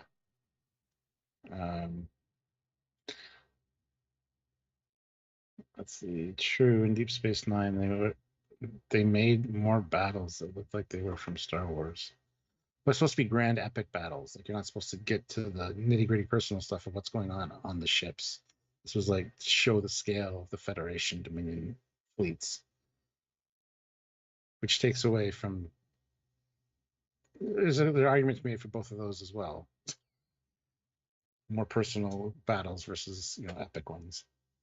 So the new poll is up. If you had to pick one as being the best movie, Wrath of Khan or The Empire Strikes Back, go vote. That's now. Yeah. That's an interesting one. And there's a lot to consider making that decision, so think about it before you vote. Yeah, I mean, this will be the definitive thing that we add to IMDb and to all the official sites. So do consider, because it'll be the official answer. But yeah. we have that power, right, Stuart? I read the memo right. Yes, yes. We're supposed to tell everybody, but yes. Edit! Yeah. Edit! Editing Sam. I want to edit this part out. There you go. So, Stuart, things and bobs. Yes. Okay, so if you gut reaction, ready, just gut, okay? Which do you enjoy more, Trek or Wars? Trek. Which is cooler, Trek or Wars? Wars. Which do you want to be when you grow up, Trek or Wars? Trek. Okay. There you go. It's cool to be a Jedi. Yeah. It's cool to be a Jedi. Doctor says, cannot vote. Both are peak for each universe. But these are different universes, though. What is the peak? What's the peak? Yeah. Just saying. And that's the point. It's meant to be a hard question. Yes. But, you know, who's a better character? James T. Kirk or Luke Skywalker? Because if you're going by which film's better, well, we're following, in theory, these heroes. Who's better? Well, Kirk's got a lot more history behind him. Mm-hmm. And is responsible for everybody on his ship. That's a different dynamic than Luke Skywalker, who wants to go on and take on the Empire, take on the galaxy. One prayer at a time. It's that young exuberance versus more measured kind of, I'm too old for this shit vibe. Again, it's wow. That's a tough one as well. So, And it is, right? But Kirk had so many stories, right? Yes. Again, it's that layered, detailed, rich backstory for Kirk. Whereas, yeah, Luke is he's at the beginning of his adventure, not near the end, like Kirk. Guys, go hit that like button. With 91 likes, I want to get to 100. I think we can do it. The like button and go vote in the poll. I mean, I certainly relate to Luke more, but then if you look at his entire journey, I relate to him less and less as time goes on. Yeah. You know, he's so emotionless in the third one. He's just some guy, you know? Mm-hmm. And then certainly in the other films, he's terrible. But, I mean, Kirk, I mean, he's good in all the movies. Like, he's pretty consistent. Mm-hmm. But I think Shatner had more power than Hamill must have had, which I'm sure helped. Well, Hamill had no power when it came to Rian Johnson. No. He had reverse power. He disagreed with everything Rian Johnson wanted to do with his character. Yes. Ugh. Crazy.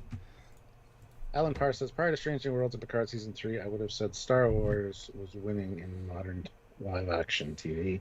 Mandalorian and Andor are really good, and I, for one, enjoyed Boba Fett and Obi-Wan in spite of its imperfections. Yeah, I agree with that. Picard Season 3 did raise the stakes a bit, and Strange New Worlds has been good out of the gate. So... well, yeah, I mean, modern. That's a great question. Which modern is better? Because, yeah, we've had Obi-Wan Kenobi reuniting the legends from the films. We've had Andor. The dead guy came back for 2 seasons.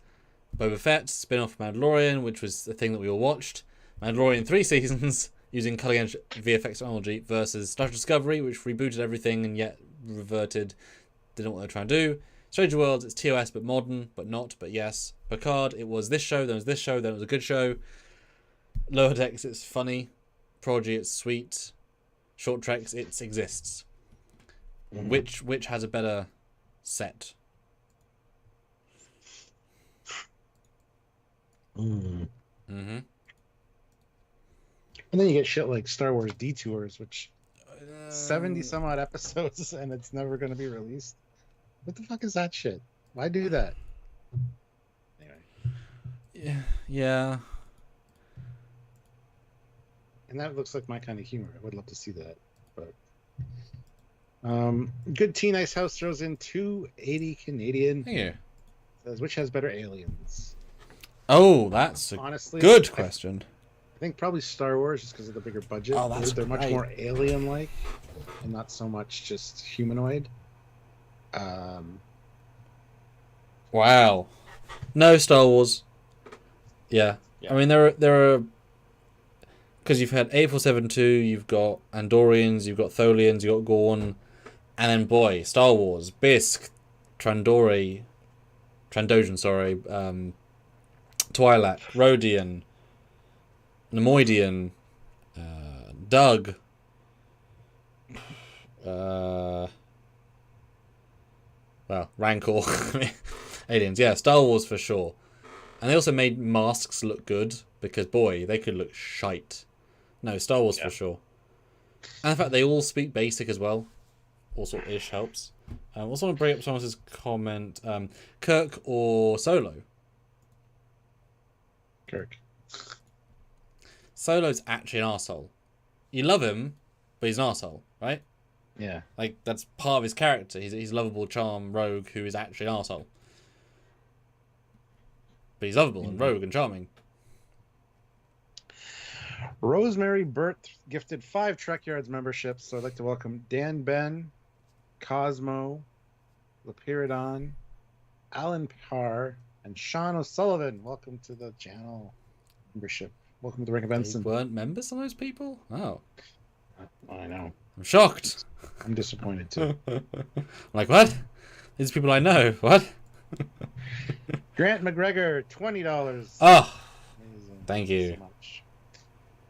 Up until the sequel trilogy, both franchises had solid orchestral music. However, 7, 8, and 9 had pure music editing and bland scores. Lower Decks, Prodigy, Season 3 Picard are all great, each with their own earworms. Yeah, actually, I can't remember much of the music from the sequel trilogy. I remember Ray's theme because it was made by John Williams and it was actually good. Yeah. All right. Wesley Davis, $5. Thank you. 90% of Star Wars species act no different than humans. Though if someone's a Ferengi or Andorian or Cardassian, it matters for story. Well, 90% of race and Trek have a forehead piece. Yeah. And are humans. So that's a very, tomato example, I think. Yeah, I think all species, just like all people on Earth, no matter where you grow up, they have the same motivations, So I don't have a problem with that, honestly. Yeah, besides especially if you want deep, interesting stories, it would be very difficult to do it with a race that has so radically different beliefs and structures. Like, you couldn't do a Tellarite TV show where all 8 main characters argue. Argue all the time. And to the point of being offensive, because of course they'd be offensive, right? They'd be actively as an offensive to our mentality. You just couldn't do it. People wouldn't watch it, they'd think it was terrible. So therefore you have to moderate that, right? Like Jankum Pog, he exists in a very niche way inside of his own show. He couldn't lead the show, but he could be a nice cog inside the show. Yeah, so yeah. Yeah, to paint species with like one brush, like all Klingons are warriors, and that's kind of squashed a little bit in Enterprise with the lawyer, who's like, you don't think we're all warriors, do you? No, there's farmers and... Well, that's why it's nice that Trek kind of says, right, Klingons are a bit stronger, bit more aggressive, bit more honor-bound, bit more go-get 'em. Then you have the cultural stuff on top of that. But culture is variable depending where you are. So you have those basic traits. Even, what was Worf's not wife? Killar. Like, she was more aggressive, and she was those same things in a slightly different... Like, B'Elanna, still the same basic biological traits, but culturally different. That creates interesting character. I don't know what traits exist. Like, what is the Doug's traits? Well, Rodian. Like, I don't know. Rodian is just Rodian. I don't know. It could be anything, right? So, yeah. Devo77X says, could you do a wiki show? No, the Star Wars Holiday Special proved that point. Forever destroyed in your brain, the Wookiee show. Yeah. I mean, I could see a Wookiee with So the fact is they can't speak basic though, or standard, whatever it's called in Star Wars. So it would all just be subtitle reading. Yeah, but you could totally. I mean, at some point, I don't know. Did they say they have too many languages to translate? What was the reason for?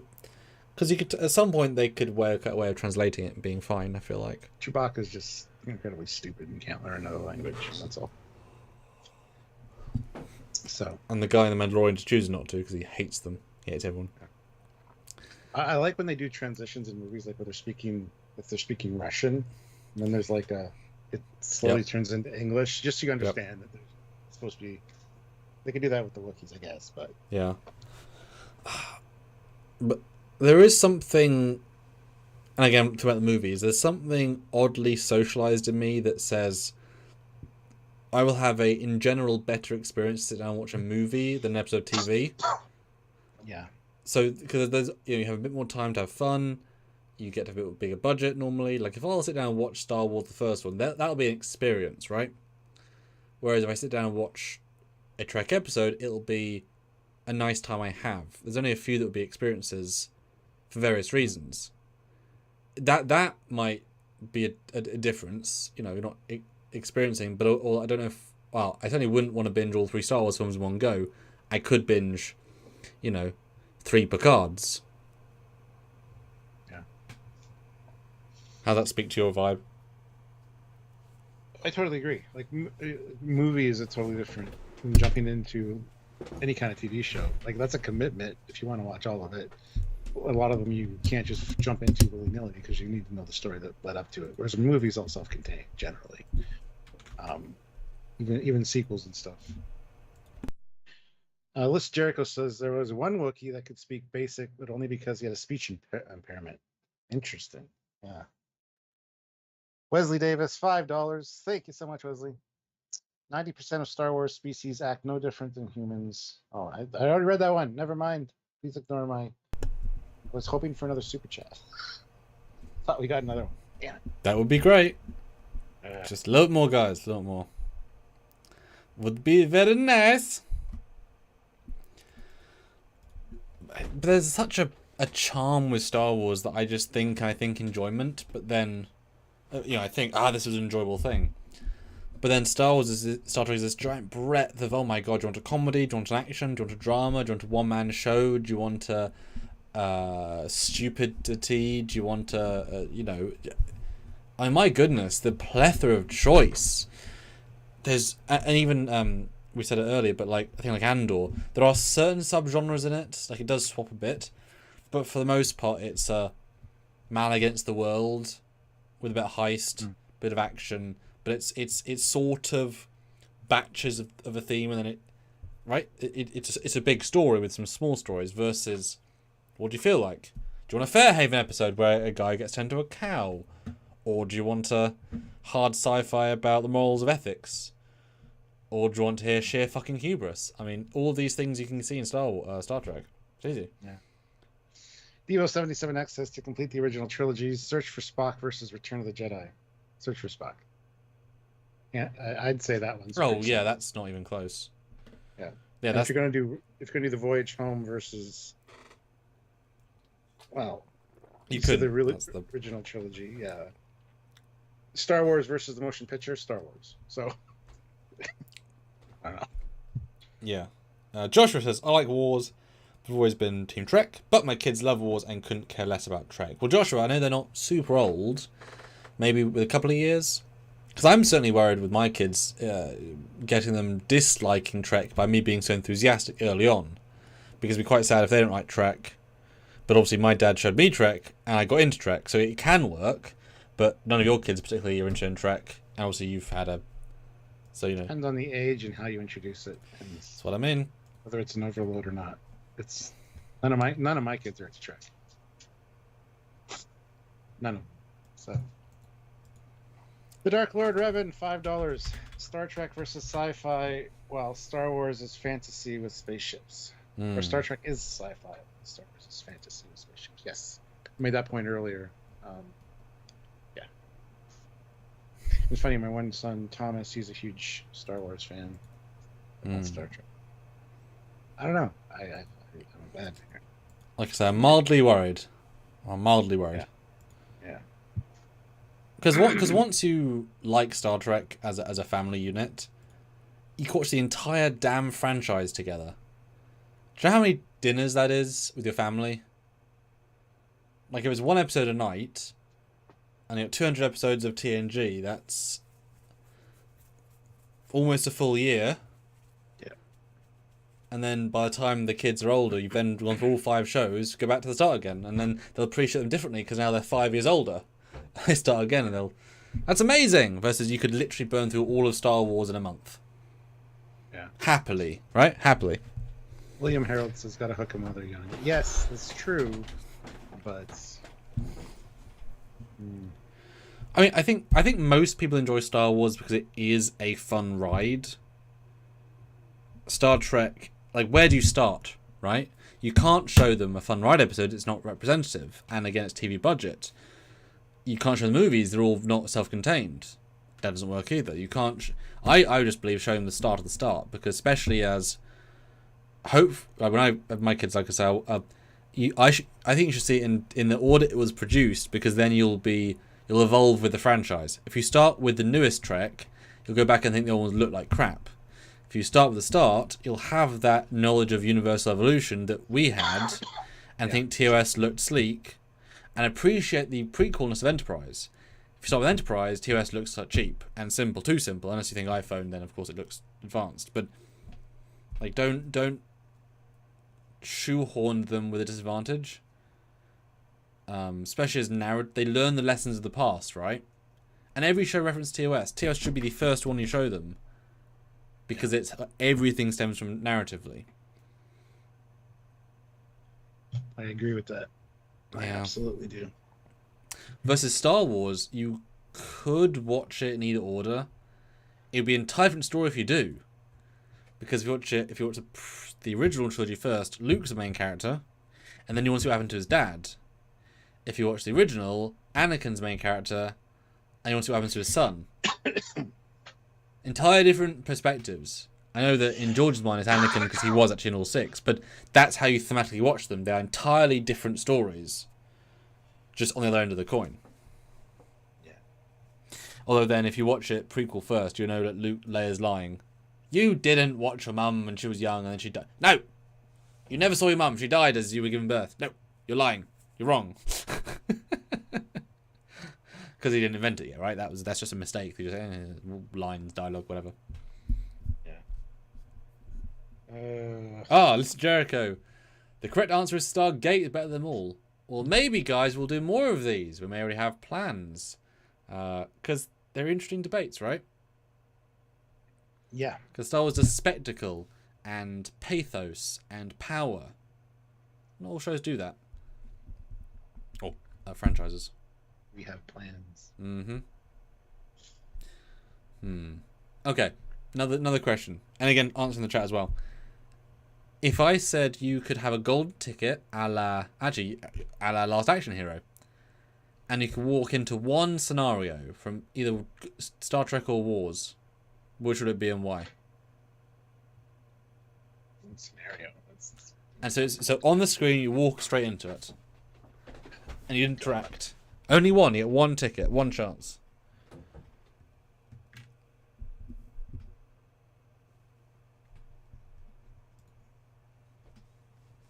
I'm going to assume movies just because it's easier to scale it down. Sure. Limit it to movies.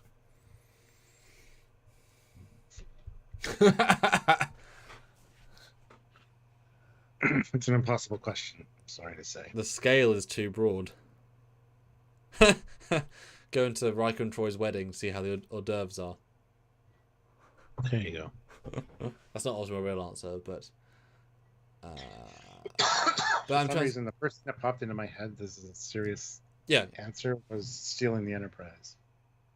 Just being on the bridge as they're stealing the Enterprise, yeah. Don't mind me. I'm just here to watch. I'm one of the 2 chimpanzees that's help running the ship. I'm Oh yeah, I'm Galaxy Quest. I'm the extra. Oh no, there's only 1 chimpanzee. Yeah. chimpanzee and 2 trainees.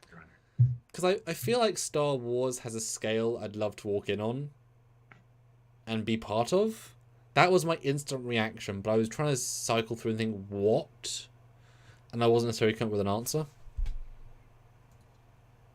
Yeah. Because that was my gut vibe. But I'm not sure why. Because you wouldn't want to walk into a battle because you might get killed, right? But a celebration, I don't want to celebrate the Ewoks, no offense. Me going to Coruscant and the end of the movie. I don't know anybody. I won't have fun there, right? Wow, Coruscant, great. So it has to be something personal. I want to be there when Riker says, "Best of both worlds." Then I'll be back at Science 2. And then, is that it? That was a pretty epic build-up to that. What are we gonna do now, guys? No, you should be the guy. You should be the guy that says. So Riker says that, and you say, "I'm giving it all she's got, Captain." He's like, "What?" Exactly. Nothing. Oh, there's, because I just there's And look at Froth Giant says you guys should do another show on Federation transport tug Ptolemy class. It's been a while. Also do a show on Space Boy tender ships. We haven't done the Ptolemy actually. Done the Saladin. No, we've done the Ptolemy. Have we? Mm-hmm. We just did a mission briefing. Mm-hmm. We didn't do a full episode on it. Mm-mm. Yeah, we would do a full episode on it at some point. But... I feel like Hypnoamber is probably right. I think possibly walking into 10 forward when you knew that it was a day off and the main cast were there, and I felt they'd all be polite enough you could walk up to them and talk to them. I felt none of them would be, especially if like I could get away with my uniform. It's like, I'm totally a lieutenant. Well, Riker would technically know who you are. He should know everybody else. I'm an ensign. I have 1 half pip. I confuse everyone. What the hell are you? Because things, would you blend in more with no uniform or uniform? But I feel like that would be nice because I could totally like... Because, I mean, especially like Deanna, I feel like my strategy would be talk to Deanna first because she's friends with everybody, right? Eat some chocolate with her, and then Riker comes in. Who's your friend? Oh, he's a new ensign. I can talk to Riker. And once Worf sees me with Riker, I go talk to Worf because he likes Riker, and Data I'd approach randomly. And then I go to Geordi and say, "Hey, I talked to Data. He wants to talk to you." And then, are you ready for this? I'm more than ready. I just walk into Picard's office. The balls he'd appreciate.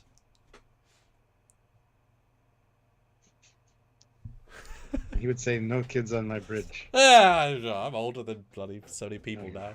I bet I'm older than Kim was and bloody... I'd have to be. No, I'd have to be. Just go to the academy. Yeah. Oh no, I'm older than... Oh no.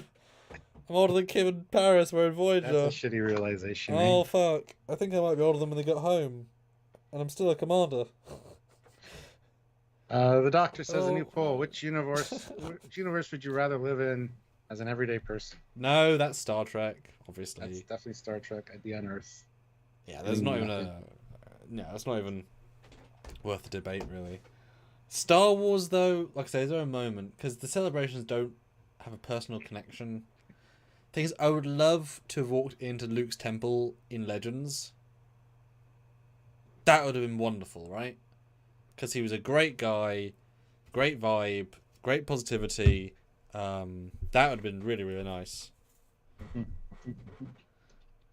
mean, I would probably be interested in like being in the Senate building, just like listening for a bit. But then, if it wasn't written by Lucas, it'd be random real trade things or real plans I don't know about. So that'd be dull.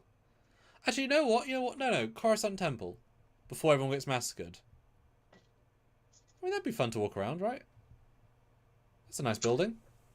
Yeah. Wesley Davis has it right though. Trek wins. Holodecks, drinking at Quarks, Ryza.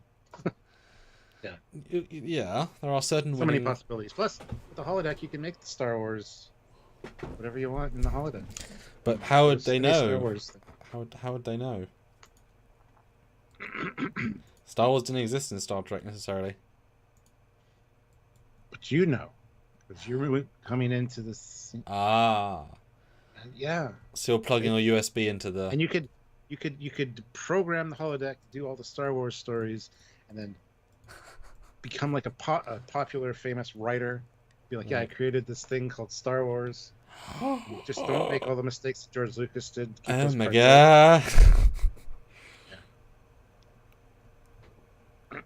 god. Good Teen Ice House throws in $5.50. It says, if I had a golden ticket, I'd like to walk into Skin of Evil and tell Tasha Yar to zip it. And also tell her to just chill. Don't provoke Armus. Oh dear. Yeah. Oh dear. I mean, that's a whole different thing, but I feel like if you had a holodeck for realsies, people would lose themselves in just going in and playing the episodes of TNG and just changing what happened. You know, like Kirk in the Nexus. Yeah. Original in the book, he goes back and corrects every mistake he ever made in TOS. All the officers that got killed under his command, he changes it. I remember that. Moves on to the next one.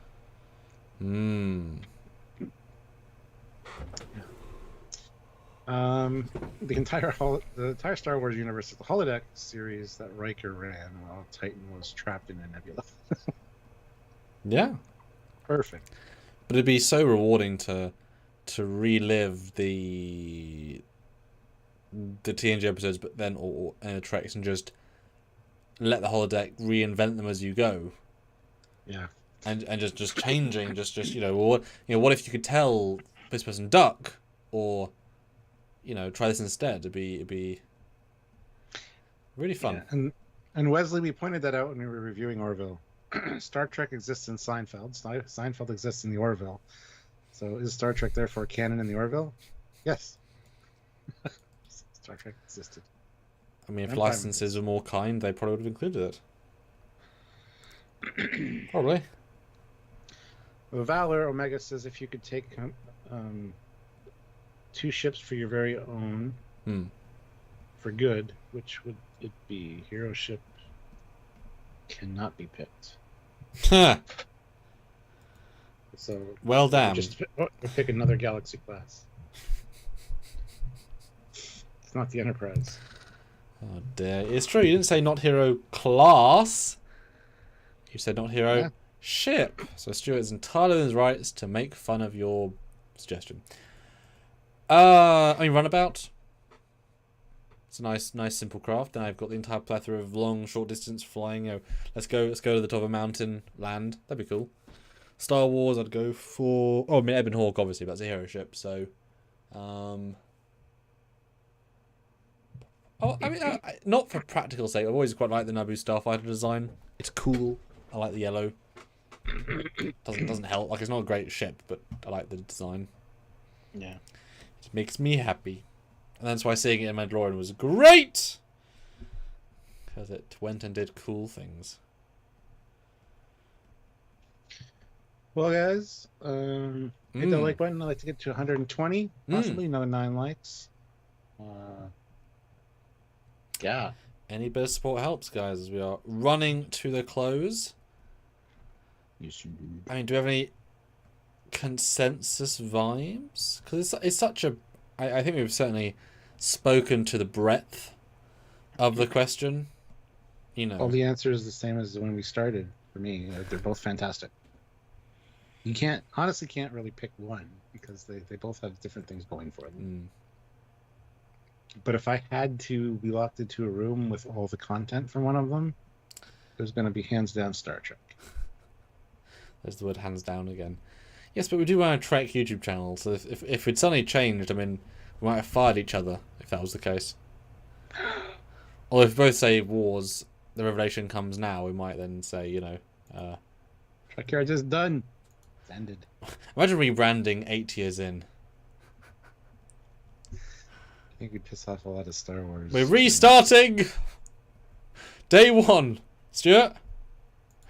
Now you have to downgrade your camera back to day 1. Yep. Smart. Oh, God. Yeah. Yeah. Hit the like button. 7 more likes, guys. I mean, we never... 69 people here. I mean, never enough likes. I mean, keep clicking the like button, right? I mean, the more you can do... And likes are free. Simple and easy. And free. Did I mention free? Because they're free. And simple. And even easier, Stuart. You just click the button. But not twice, because that'd be real bad. Yes. Let's finish up this poll, though, with 76 votes. If you had to pick one as being the best movie, Wrath of Khan or Empire Strikes Back, Wrath of Khan scoops it with 76%. 33% for the Wrath or Empire Strikes Back. Now, the thing is, if this was a Star Wars channel and the same question was asked, I think those numbers might be flipped. Mm-hmm. I think they'd be probably close, like 55-45.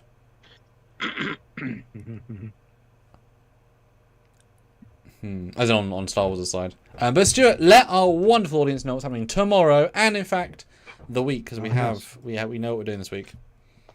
Well, Tuesdays and Thursdays we're going to go back to TNG episode reviews.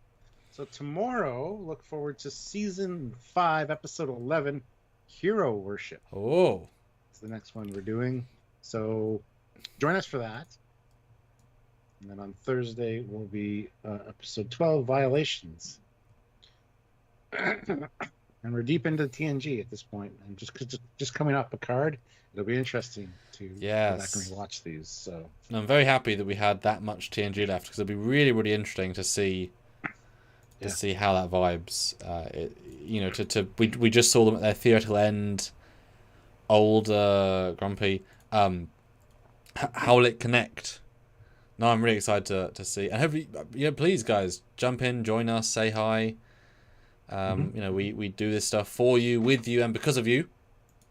So if you can come support us, that'd be great. Super chats, of course, but just being there and saying your piece. Watch the episode ahead of time, and then come and let us know what you think. Let us know what you want to say, and even if you hate the episode, because this is exactly the same as with every other show we do. It's a full review. It's not biased necessarily. It's proper analytical review. So we are going to give it a fair shot. We're going to complain. We're going to review. We're going to be positive if it deserves what it deserves. We find that important. Fairity, being fair, very important to us. Yes. Listen, Jericho says a Star Wars channel wouldn't know what Wrath of Khan is. You're not wrong. Star Wars fans are very inept when it comes to Star Trek in general, and they're quite rude, as the movie Fanboy points out, that the Trekkies in that they're made fun of. I think Star Trek's a little more inclusive, a little bit more, broader minded. I don't know. So yeah, I think you're right. A lot of the audience of a Star Wars channel might not know what the Wrath of Khan is. But I feel like for the most part, it's a joint fan base, just varying degrees of what you've watched. I would assume. I don't think so. Not in my experience. I don't think so. No. Star Wars fans think they're superior to Star Trek fans because Star Trek is boring. Just listen to J.J. Abrams' fucking interview with Jon Stewart. I was never into Star Trek. Couldn't get past the pajamas. Do I have to listen to him? Yeah. Jon Stewart didn't. I'm sorry, I stopped listening after you said you didn't like Star Trek. That's a fair comment. Yeah, but yeah, I mean, I think that applies pretty. The movie Fanboys points it out, 100%. When you see the convention, that the Trekkies, and they make fun of them, and cut to a Star Wars person in a gold bikini or in a Jedi costume, which is just robes. Yeah. Yes, and your birthday, Stuart. We are getting darn close. Remind the audience when, where, how, and who. That is May 28th. It's a Sunday. We'll have a birthday Trekyards at some point. But Samuel's is June 7th. Mine's May 28th. So sometime around there. The week in between, though, the weekend in between our birthdays is a Wonderfest. Mm-hmm.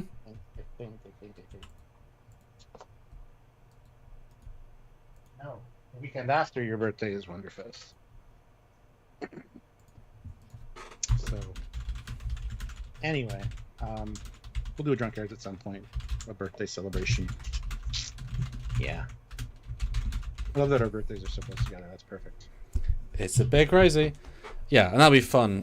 Currently, I have 2 plans for the birthday. I've got the birthday date, which is the 7th for me, which is, I believe, a Wednesday.